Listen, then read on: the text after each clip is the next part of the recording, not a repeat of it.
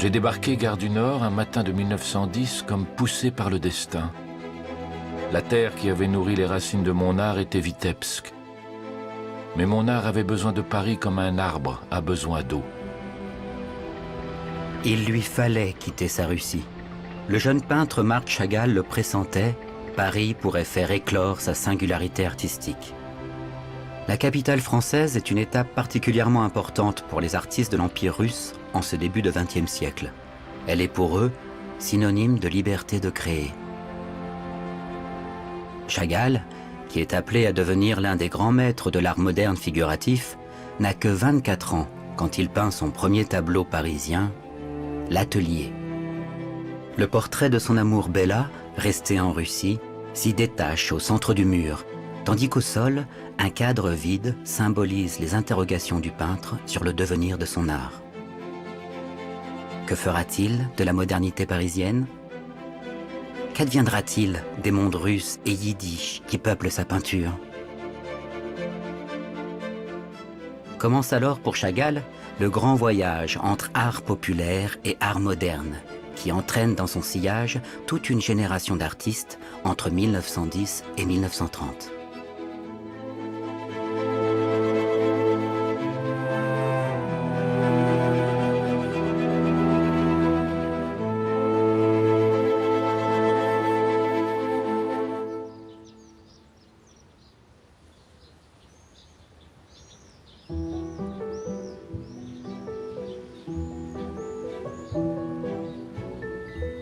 Le peintre Marc Chagall est à Paris depuis un an lorsqu'il obtient un atelier à La Ruche, l'un des phalanstères d'artistes renommés de Montparnasse.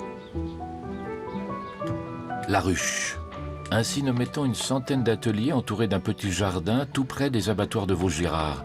Ces ateliers étaient habités par la bohème artistique de tous les pays. Ils sont comme lui une dizaine, venus de l'Est, à s'installer dans cette cité d'artistes, dont les trois amis peintres, Soutine, Crémeigne et Kikoïne. Le sculpteur Zadkine est le seul que Chagall connaît. Enfant, il fréquentait la même école. De son arrivée à La Ruche, Zadkine se souvient. On voyait une bâtisse ronde à 2 étages. C'était un sinistre fromage de brie. Chaque artiste qui louait en avait un morceau. Je dus dépenser mes derniers francs pour acheter un lit. Je me sentais nu et nul encore, mais prêt à commencer une nouvelle vie. Internationalement renommé, Paris attire alors des artistes du monde entier, et particulièrement les Juifs de l'Est de l'Europe, privés de droits et victimes de pogroms dans leur pays.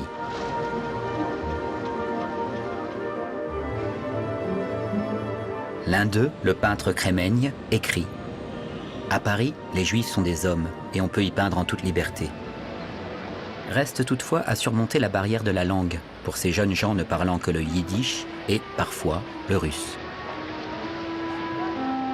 Par chance, s'il est un langage qui transcende les cultures, c'est bien celui de l'art. » Il me semblait et il me semble jusqu'à présent qu'il n'y a pas de plus grande révolution de l'œil que celle que j'ai rencontrée en 1910 à mon arrivée à Paris.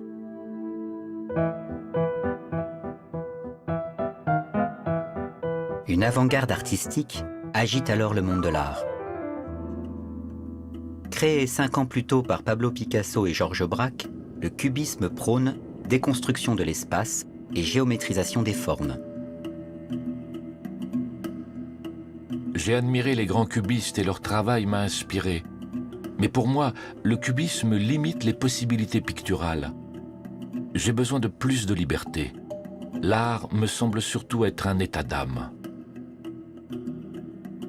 L'autre grand courant moderne, c'est le fauvisme. Une esthétique née 15 ans plus tôt avec Henri Matisse, pour qui la couleur doit être pure, claire, éclatante. Paris libère les couleurs de Chagall, comme celles des peintres Kikoïne, Soutine ou Crémeigne.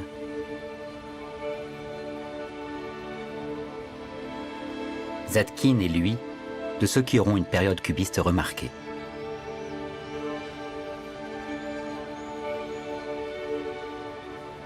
Tandis que dans les ateliers russes sanglotait un modèle offensé, que chez les Italiens s'élevaient des chants et les sons de la guitare, chez les Juifs des discussions, moi j'étais seul dans mon atelier devant ma lampe à pétrole. Empruntant par touche aux esthétiques parisiennes, Chagall développe son propre univers. Réel et imaginaire se côtoient dans Paris à travers la fenêtre. Sur fond de couleurs lumineuses, évoquant le drapeau tricolore, se détache une tour Eiffel, tandis que flottent des personnages ou qu'un train roule à l'envers. Devant la fenêtre, une tête à double face symbolise l'attachement de Marc Chagall aux amis poètes qui le soutiennent à Paris.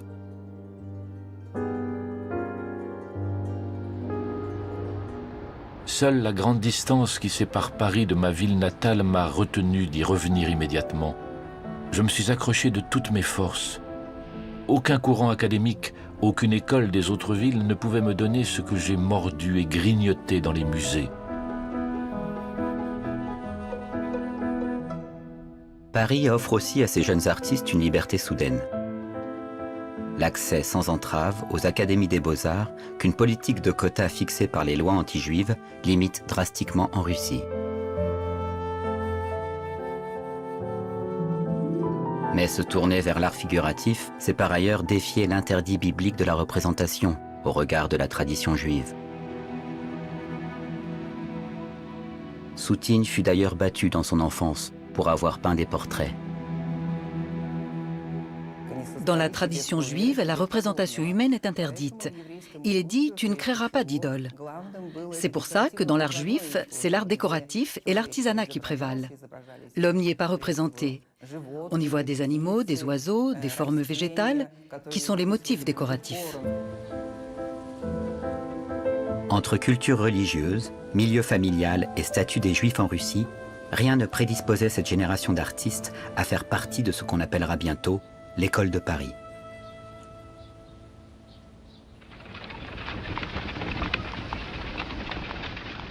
Conquérir le marché n'en reste pas moins difficile. Leurs styles sont si différents que la critique peine à les classer. Poètes et écrivains qu'ils côtoient au quotidien dans le vivier culturel de Montparnasse perçoivent en revanche rapidement leur talent. Ils sont eux-mêmes entrés dans une modernité. Notamment le poète et critique d'art Guillaume Apollinaire, avec lequel Chagall s'est lié. Avec ses poèmes en vers, en chiffres, en syllabes courantes, il traçait pour nous un chemin. Surnaturel, s'exclame Apollinaire en découvrant l'art de Chagall. Mais c'est avec Blaise Cendrars, qui titre plusieurs de ses tableaux et qui parle le russe, que le peintre noue une relation privilégiée. Déjà, je commençais à avoir peur des gens. Venait Cendrars, qui me consolait du seul éclat de ses yeux. Il me persuadait que je pouvais travailler tranquillement à côté des cubistes orgueilleux pour qui j'étais peut-être un rien du tout. C'est Cendrars qui présente Chagall au couple d'artistes Sonia et Robert Delaunay, qui renouvelle radicalement la vibration des formes et des couleurs. D'origine russe aussi, Sonia Delaunay a illustré au pochoir le poème de Cendrars sur le voyage, la prose du Transsibérien et de la petite Jeanne de France. Conçu sous forme d'accordéon, ce livre de 2 mètres de long alliant texte et couleurs intenses est une innovation plastique et graphique.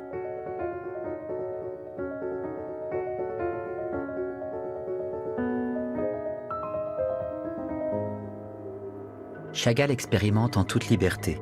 Il n'adhère à aucun des courants d'avant-garde. Mais ceci n'en imprègne pas moins son travail. Hommage à Apollinaire, où sont mentionnés 4 de ses amis, célèbre à sa façon cubisme et fauvisme. Une paire de jambes géométriques réunit les corps d'Adam et Ève avant qu'ils ne se divisent sur fond d'une roue cadran, dont teintes et cercles l'empruntent à l'esthétique des Delaunay.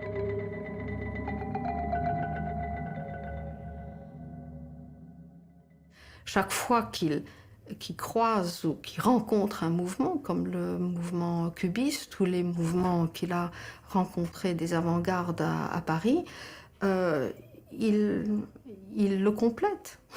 Il va l'utiliser comme un élément qui va donner corps à tout son monde d'une manière différente.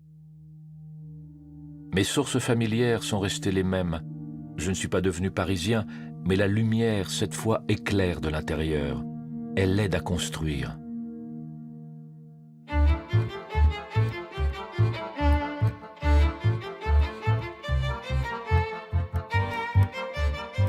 Chagall reprend alors La Noce, l'un des tableaux de la série sur le cycle de la vie qu'il a commencé en Russie. En Russie, tout est sombre, brun, gris. En arrivant en France, je fus frappé par le chatoiement de la couleur, le jeu des lumières, et j'ai trouvé ce que je cherchais aveuglément, ce raffinement de la matière et de la couleur folle.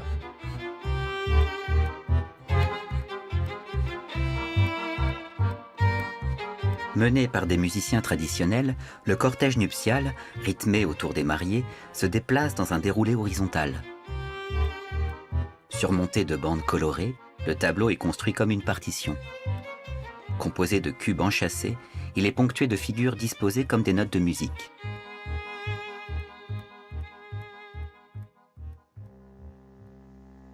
Heureux ou tragique, réel ou métaphorique, les mondes de l'artiste se croisent sur la toile où se nichent parfois des messages codés.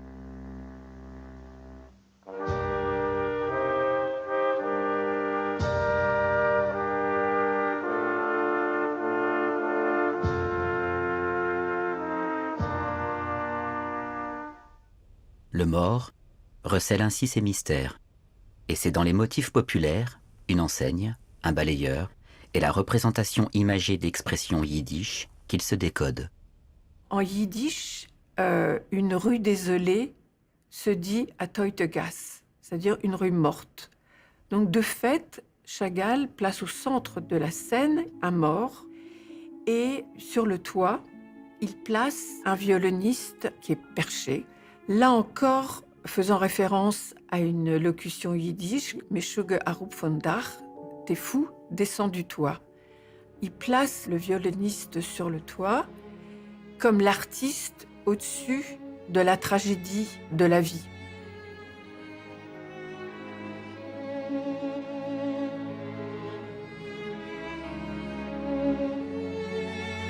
Le mort est vraiment la première mise en scène de Chagall, sa première perception du tableau comme d'un espace théâtral. Et s'il invite le monde juif dans sa peinture, il y convie aussi le monde russe. Peint à Paris, Moi et le village se fait miroir de cet attachement du peintre à ses origines. J'ai peint des vaches, des fermières, des coqs et des villages russes parce qu'ils représentaient en partie le pays d'où je viens. Et ces choses sont sans aucun doute gravées dans ma mémoire visuelle plus que tout autre. Chaque peintre est né quelque part, et même s'il est plus tard influencé par son nouvel environnement, certaines essences, certains arômes de son pays natal demeurent dans ses œuvres. Toutes ces identités qui sont les siennes, il ne veut pas du tout les renier à aucun moment, au contraire. Mais il sent lui-même très rapidement qu'il ne veut pas s'enfermer ni dans l'une ni dans l'autre, ni dans la française non plus. Donc la seule richesse qu'il peut y avoir, c'est de faire une scénographie entre toutes ces identités ou une recette personnelle. Bien que fascinés par l'avant-garde parisienne, une dizaine d'artistes de la ruche sont eux en quête d'un art identitaire moderne. Ils craignent de voir leur culture disparaître en ces temps où l'on attend des juifs qu'ils s'assimilent. C'est dans ce contexte qu'ils créent la revue mensuelle Marmadim, les précieux. Ce périodique devait traiter du style juif dans la plastique. Il devait nous tenir lieu de patrie et nous suivre partout, comme la tente suit les nomades que nous étions, écrit le sculpteur Marek Schwartz, qui rappelle « Chagall n'y participait pas, mais il réalisait notre idéal mieux que nous. »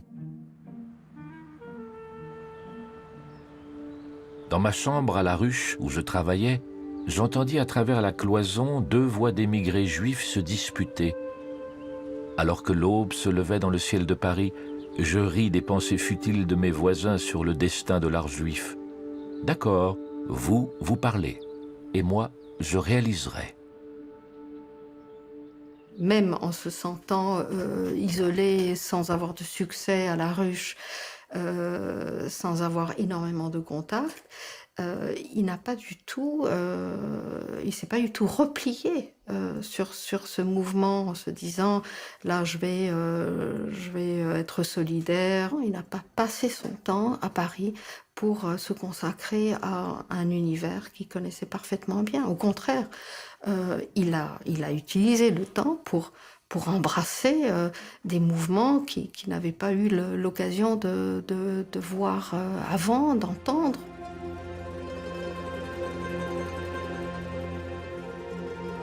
C'est un mélange des cultures russes, juives et françaises qui forge désormais l'espace pictural de Chagall. Le corps à Paris, le cœur à Vitebsk, sa ville natale, il en fait la synthèse dans Autoportrait aux 7 doigts, exposé au Salon d'automne. Chagall se représente dans son atelier de la Ruche. Il est en train de peindre à la Russie, aux ânes et aux autres, et il se représente devant le chevalet entre deux mondes. Derrière lui, on voit Paris, la Tour Eiffel, et il y a au-dessus de sa tête un nuage dans lequel il représente les églises de Vitebsk. Il a une main à 7 doigts, et la main à 7 doigts, mit alle 7 Finger, ça veut dire faire quelque chose avec dédication, passion, de tout son être. Le 7 est par ailleurs un chiffre cher à Chagall, né le 7-07-1887.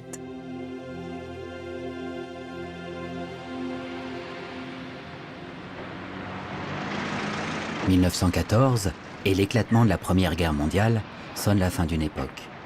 Blaise Cendrars appelle aussitôt à s'engager. Près de 45 000 étrangers, dont une majorité de Russes, se portent volontaires. Parmi eux, des artistes de la ruche, dont Zadkine, Kikoïne et Soutine.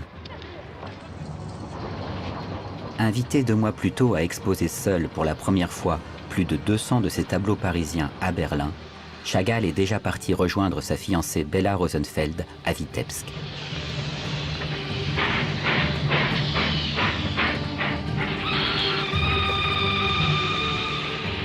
La guerre éclata en Europe, c'en était fini du cubisme de Picasso. La guerre grondait au-dessus de ma tête. La voie vers l'Europe était coupée.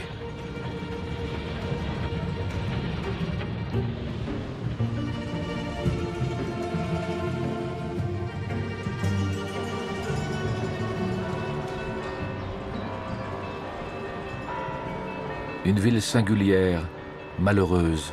Ce n'est que ma ville, la mienne, que j'ai retrouvée. J'y reviens avec émotion. Depuis le début du siècle, les idées d'un mouvement progressiste juif inspiré par la philosophie des Lumières françaises arrivent à Vitebsk, situé à 500 km à l'ouest de Moscou. Mais Vitebsk, c'est aussi une ville de la zone de résidence où les Juifs sont confinés, dans l'Empire russe tsariste. Et il constitue plus de la moitié de la population de la ville natale de Chagall. En ce début de Première Guerre mondiale, les Juifs de l'Empire russe sont les derniers d'Europe à n'avoir pas obtenu l'égalité de droit avec les autres citoyens. Victimes de pogroms réguliers, leur accès aux écoles et universités est par ailleurs limité par une politique de quotas. Circuler librement hors de la zone de résidence leur est en outre interdit.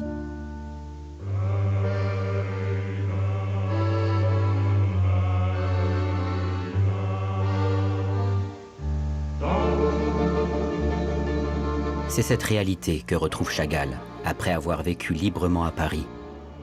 Et c'est la réalité qui fut la sienne toute son enfance.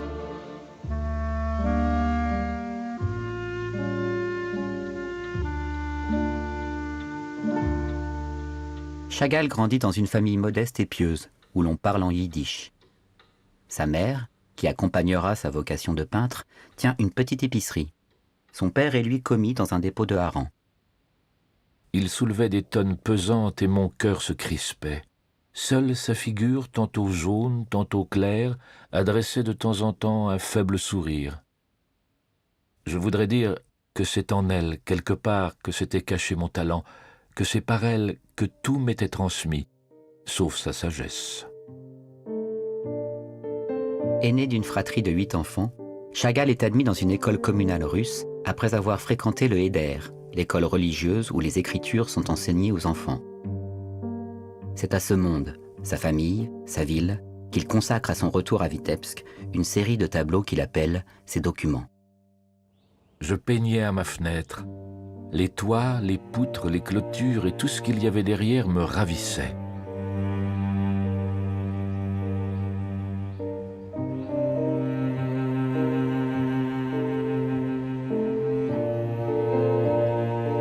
Parfois se tenait devant moi une figure si tragique et si vieille qu'elle avait plutôt l'air d'un ange. C'est à Vitebsk qu'enfant, Chagall s'est tourné vers l'art, quand rien ne l'y destinait. Et c'est un ami, s'exclamant devant ses dessins « Tu es donc un vrai artiste », qui a soudain fait basculer son destin de commis. Qu'est-ce que c'est artiste? Qui est artiste? Est-il possible que moi aussi? Je me suis rappelé aussitôt que quelque part dans notre ville, j'avais vu une grande enseigne pareille à celle des boutiques, école de peinture et de dessin du peintre Penn. Je pensais, le sort en est jeté. Il ne me reste qu'à entrer dans cette école et ainsi je deviendrai artiste.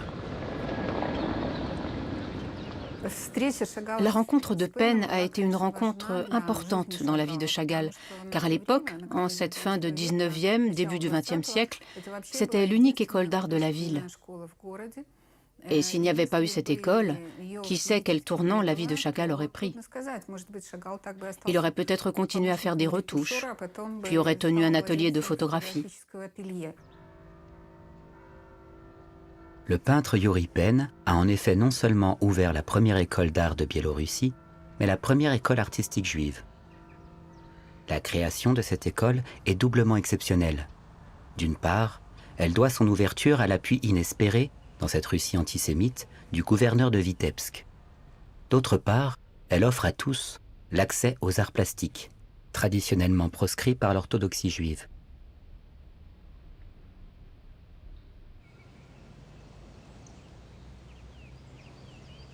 Or, si Yuri Penn s'est installé à Vitebsk, c'est que le célèbre peintre Ilya Repin, qu'il avait rencontré à Saint-Pétersbourg, a une propriété à proximité, sur les bords de la Dvina.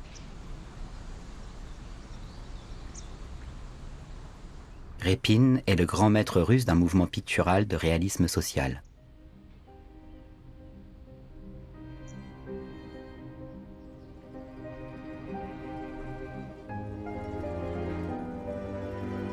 Formé à cette esthétique académique, Penn s'est saisi de sa dimension sociale, mais pour transposer, lui, l'histoire de sa communauté.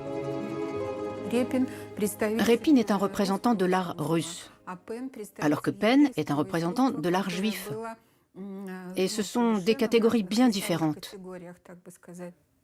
Les Juifs ne pouvaient pas se rendre dans la capitale où travaillait Repin. C'étaient deux mondes tout à fait distincts. Ils avaient beau travailler tous les deux des techniques académiques, les deux univers étaient tout à fait dissociés.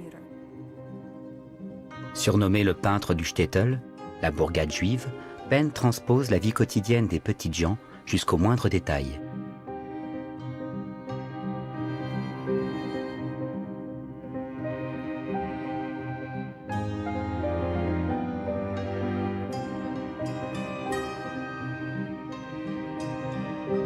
Ce sont ces techniques académiques et cet art d'un réalisme ethnographique qu'il transmet dans son école, sans volonté d'y enfermer ses élèves.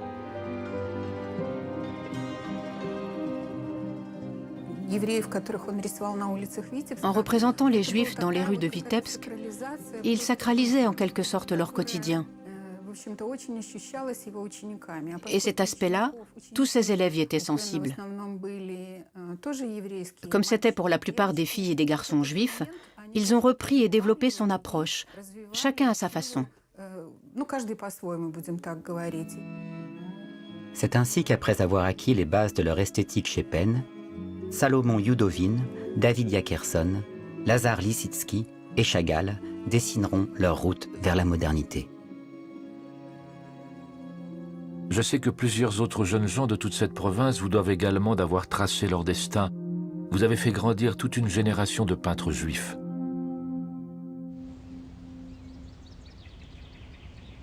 En 1914, 7 ans après sa sortie de l'école de Penn, Chagall, qui a poursuivi sa formation artistique à Saint-Pétersbourg, puis à Paris, a trouvé son propre langage pictural. Bloqué en Russie par la Première Guerre mondiale, il épouse Bella en 1915.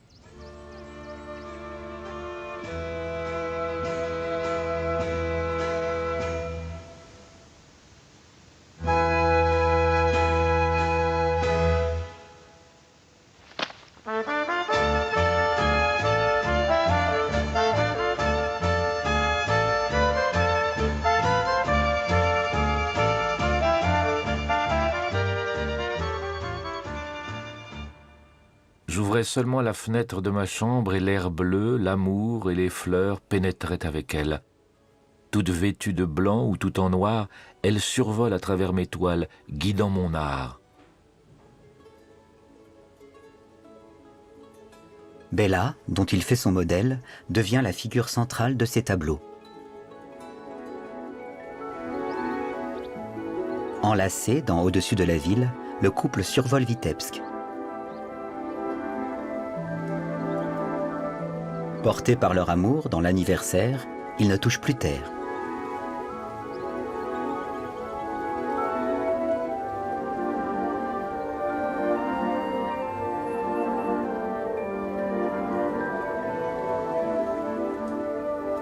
Mais alors que sa palette célèbre ce bonheur, ce que redoutait Chagall s'est produit. La Première Guerre mondiale a rattrapé Vitebsk, qu'elle a transformé en ville garnison. Des militaires, moujiks en bonnet de laine, chaussés de laptis, passent devant moi. Ils mangent, ils puent. J'entends, je sens les combats, la canonnade, les soldats enterrés dans les tranchées. Chagall, qui attend d'être appelé au front, est anéanti par cette tragédie humaine. Et c'est par le dessin qu'il réagit. Ce ne sont pas les combats militaires qu'il transpose, c'est la souffrance de l'homme qu'il fait surgir en noir et blanc à l'encre de Chine. Le trait qui était, avant son départ à Paris, fragile, faible, tatillonnant, caressant le papier, devient un trait incisif, devient un trait qui va couper le papier.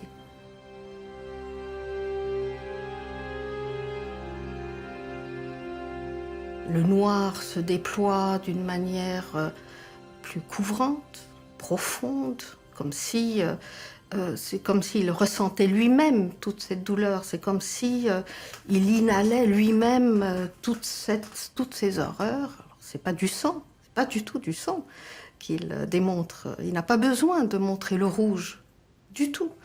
Tout est en fait articulé avec des formes et des surfaces en noir et du blanc.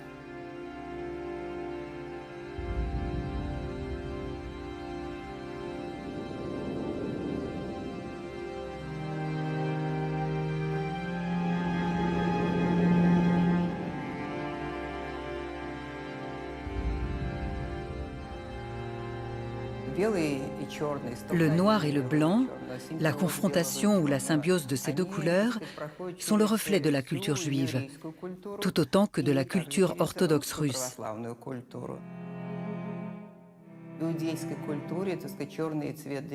Dans le judaïsme, la couleur noire est régulièrement utilisée. Notamment lors de la Pâque, pour les cérémonies, les religieux portent un habit noir. Le noir et le blanc, c'est aussi l'association du bien et du mal, du bonheur et du malheur. Le blanc, dans la culture juive, c'est avant tout le symbole de l'espoir. Il en est de même dans la culture orthodoxe russe, c'est pareil. C'est le symbole de la pureté, de la noblesse, tout comme le noir est le symbole de la peine.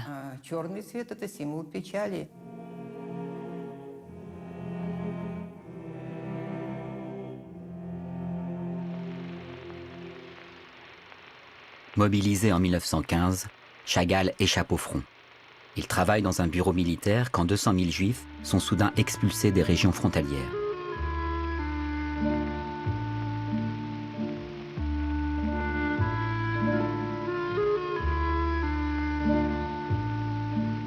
Chaque échec de l'armée était pour son chef prétexte à accuser les Juifs. Expédiez-les tous dans les 24 heures, ou faites-les fusiller, ou l'un et l'autre à la fois. J'avais envie de les transporter sur mes toiles pour les mettre en sûreté.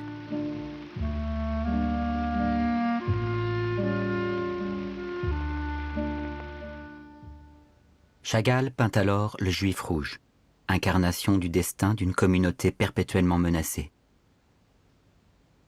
Un vieil homme éreinté occupe la verticalité de la toile.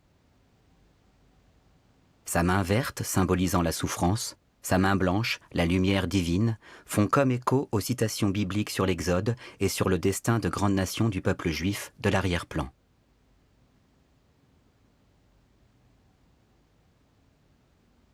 Une nouvelle figure va désormais s'inviter dans les tableaux de Chagall. Celle du Juif errant, de ce vagabond au baluchon et au bâton, personnifiant menace et déracinement.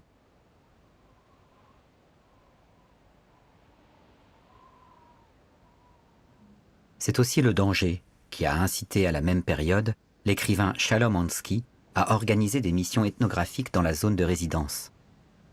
Craignant la disparition du monde juif traditionnel, Ansky, lui aussi de Vitebsk, a envoyé des équipes en consigner la mémoire matérielle et culturelle dans 70 bourgades.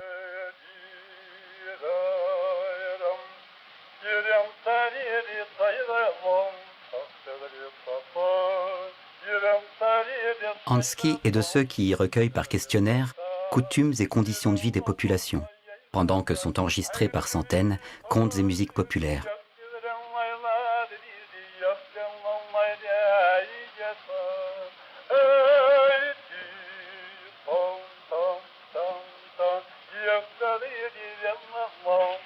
Les artistes sont, eux, chargés de faire des relevés de pierres tombales, mais aussi de motifs décoratifs dans les synagogues. Parmi eux, Lazar Lisitsky et Salomon Yudovin, le principal photographe de ces missions. Tous sont alors en quête d'un art juif.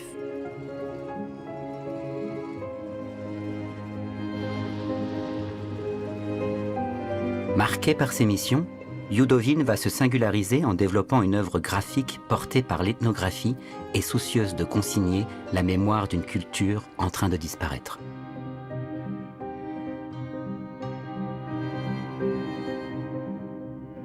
D'autres peintres, sculpteurs, lithographes et écrivains vont, eux, puiser la source d'une expression artistique moderne dans cet art populaire. Chagall, qui veut rester libre, n'y fera, lui, que des emprunts pour nourrir sa peinture. Mon art vient des livres que j'ai vus sur les pupitres et dans les armoires des synagogues et que j'ai touchés de mes mains pâles.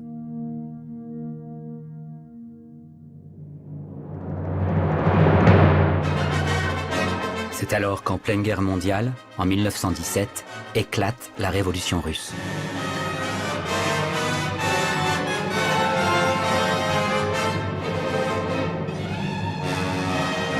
La Russie se couvrait de glace.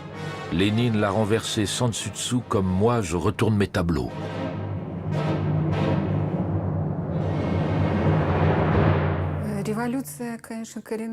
La révolution a radicalement changé la vie de Chagall. Une vie qui commençait pourtant à bien s'organiser à son retour de Paris en 1914. Il venait d'accéder, non sans peine, à une certaine reconnaissance en Russie.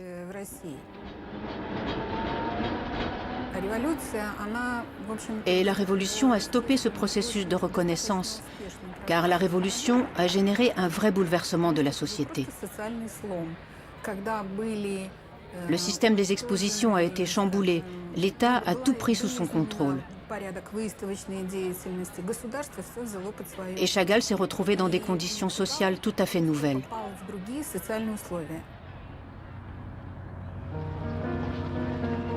Mais la révolution offre aussi à Chagall, comme à tous les juifs de Russie, une liberté soudaine. c'est elle qui, pour la première fois, leur confère l'égalité de droit avec les autres citoyens. Libres de circuler et d'accéder aux universités, ils sont aussi autorisés à publier en yiddish. Porté par l'espoir, Chagall célèbre cette émancipation dans Les portes du cimetière et y associe un autre fait historique concomitant. Le tableau date de 1917.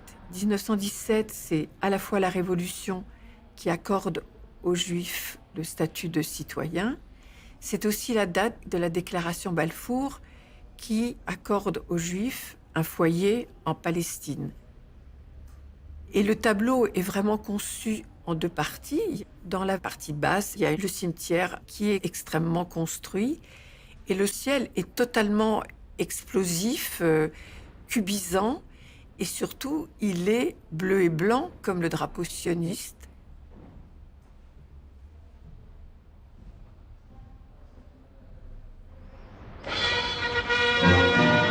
Un an plus tard, Chagall est nommé commissaire aux Beaux-Arts de Vitebsk.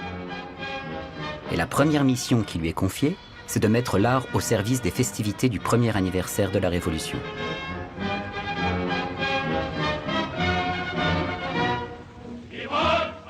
En novembre 1918, l'art est dans la rue dans tout le pays pour porter haut les couleurs du nouveau régime.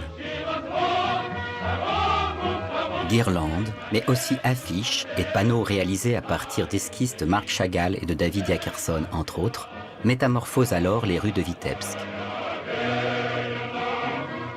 La décoration de la ville fut la plus belle réussite de cette fête prolétaire, affirmera le nouveau quotidien officiel, Les Izvestia.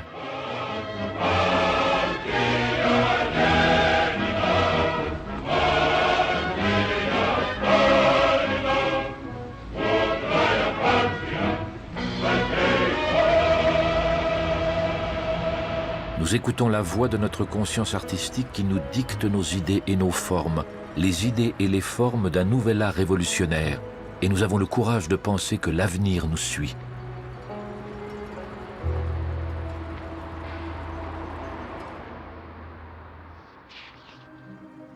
L'ère qui s'ouvre favorise aussi l'éclosion de la vie culturelle et artistique juive. De tous les tiroirs ressortent des trésors de la littérature yiddish, tandis que naissent des maisons d'édition. Artistes et écrivains qui travaillent en symbiose développent les formes d'un art populaire moderne. Le peintre et typographe Lissitzky est un acteur majeur de ce renouveau. Et c'est la découverte des peintures de la synagogue de Mogilev, au retour d'une mission Ansky, qui lui inspire une version contemporaine du conte Sires Coulin qu'il réalise avec le poète Broderson. La page de titre est un véritable manifeste de la sortie de l'art du seul registre religieux. Un juif pieux sort du décor. Un poète tend l'oreille à la tradition qu'incarne un rouleau de Torah. Mais c'est l'artiste qu'il regarde.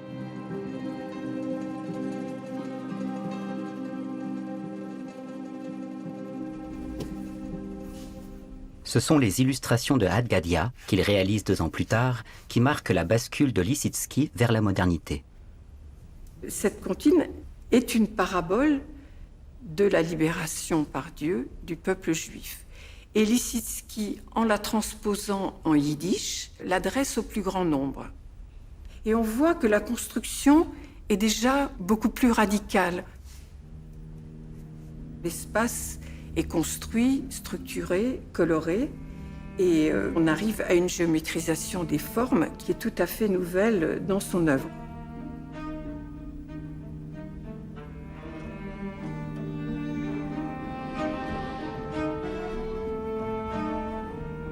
C'est quasiment une œuvre de propagande. C'est presque un tract pour attirer les Juifs du côté de la révolution bolchevique, qui va les libérer de toutes les oppressions dont ils ont été victimes depuis des siècles.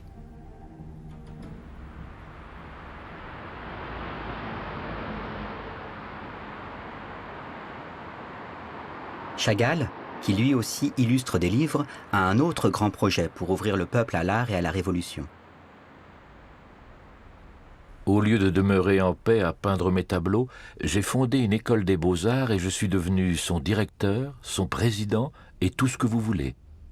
Quel bonheur, quelle folie, pensait ma femme. Je pense que l'idée de créer une école d'art à Vitebsk était plus importante pour Chagall que celle de devenir commissaire aux affaires artistiques, un genre d'école qu'il aurait bien voulu avoir dans son enfance.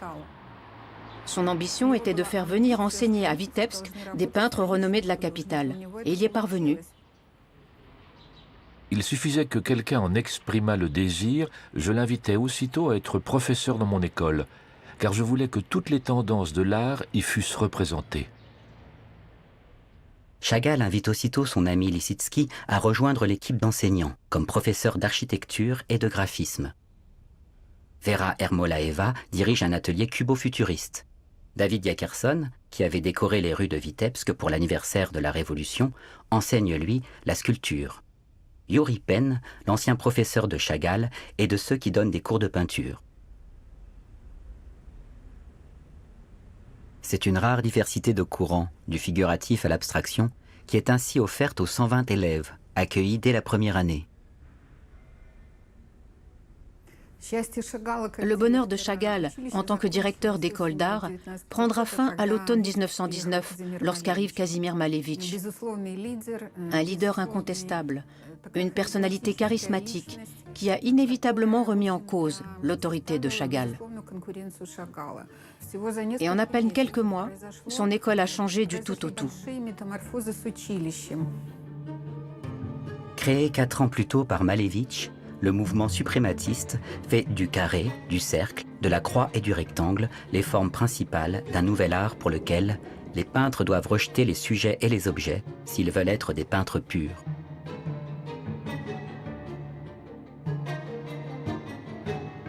Gagné par ce courant qui prend rapidement le dessus dans l'école, Lissitsky se détourne du mouvement national juif pour embrasser l'abstraction. Frapper les blancs avec le coin rouge, dont les mots du titre apparaissent ci et là en cyrillique sur son affiche de propagande, est sa première œuvre avant-gardiste. Un triangle rouge y symbolise le combat de l'armée bolchevique contre les Russes blancs, favorables au tsar, ici représenté par le cercle.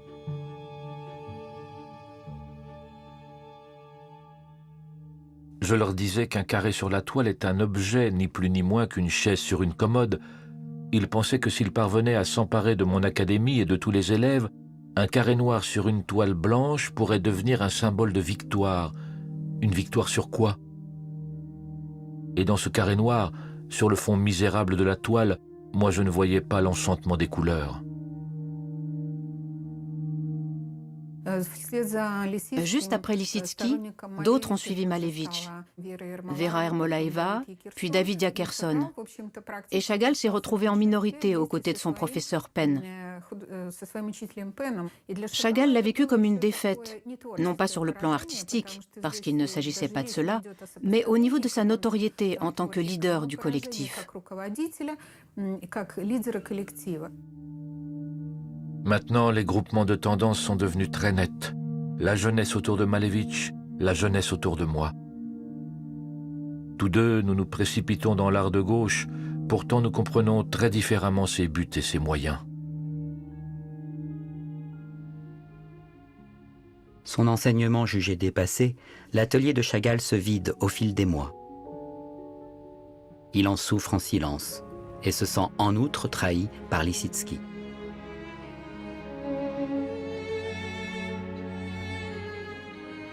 Chagall a choisi le figuratif, mais il est difficile de faire l'impasse sur le suprématisme. Formes géométriques et obliques s'invitent dans ses tableaux et en affirment sa maîtrise dans Paysages cubistes. C'est un clin d'œil au suprématisme. On y voit au centre la représentation de la façade de leur école d'art. C'est figuratif. On la reconnaît facilement.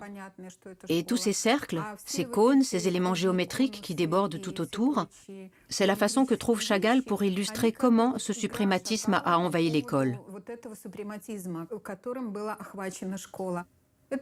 Ce n'était rien de plus qu'une façon de parler des faits avec ironie, comme il avait pu le faire avec le cubisme à Paris en 1912-1913.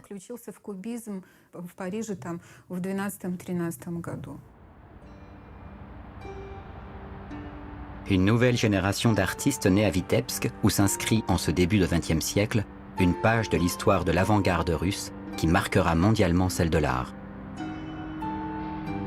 De plus en plus isolé, Chagall est, lui, évincé de l'école en 1920.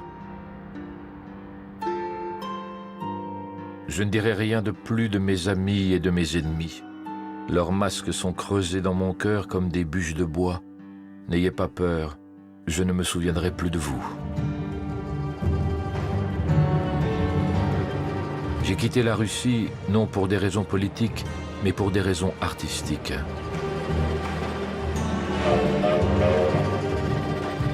Toutes mes toiles d'avant-guerre sont restées à Berlin ou à Paris, où mon atelier plein d'esquisses de tableaux inachevés m'attend.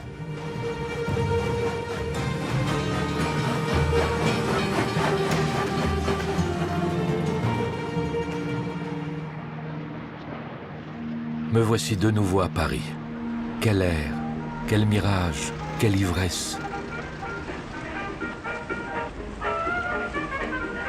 Chagall, qui a passé 8 ans en Russie, était loin d'imaginer que la capitale française baignerait dans une telle folie festive au lendemain de la Grande Guerre.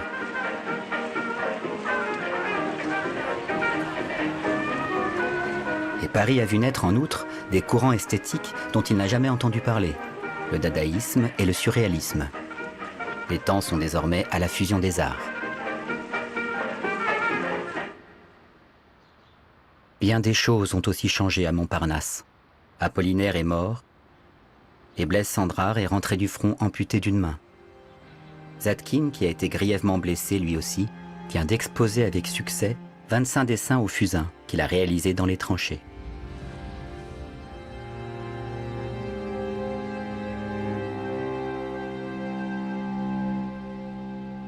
Soutine, Kikoïne et Crémeigne sont eux partis chercher lumière et paysage à Céret, dans le sud de la France. Tous commencent enfin à bien vendre.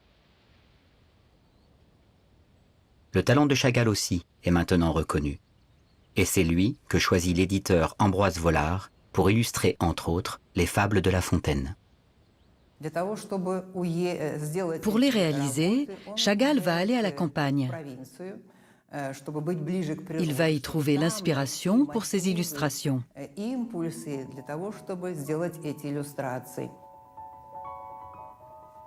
Il travaille d'abord à la gouache, et les couleurs qu'il voit là-bas diffèrent de celles qu'il voyait en Russie. Le vert est différent. Il est beaucoup plus vif. Il y a plus de lumière et les couleurs qu'il utilisera sont plus intenses.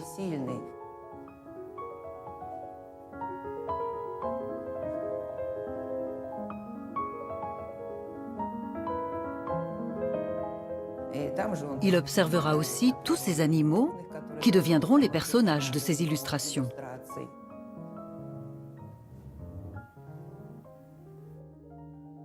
Bientôt, je fus pris moi aussi dans l'atmosphère générale de la joie de vivre, et c'était comme si ma couleur s'était mise à danser face à une menace imminente.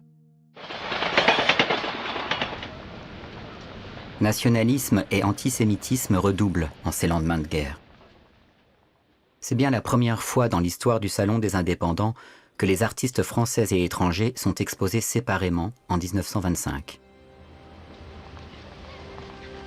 Et voilà qu'en outre, un débat sur l'existence d'une peinture juive est lancé par les éditions du Mercure de France. Certains critiques se demandent, eux, comment un éditeur a pu commander à un juif russe l'illustration d'une œuvre aussi française que les fables de La Fontaine. L'intranquillité regagne Chagall. Ses couleurs s'assombrissent. Ses espoirs et ceux de Bella se brisent. Et il n'était pas possible ni envisageable que la moindre remarque, le moindre commentaire ne se transforme pas en alerte. Tous les pogroms que la famille avait traversés, que les ancêtres avaient traversés en Russie, avaient aiguisé aussi sens politique, leur conscience politique. Témoin de la montée du nazisme lors de son dernier voyage à Berlin, Chagall pressent qu'une tragédie s'annonce. C'est alors qu'il commence à peindre La chute de l'ange. Annonciateur d'une catastrophe, un ange menaçant et incandescent tombe sur terre. Effrayé, un homme serre contre lui un rouleau de Torah.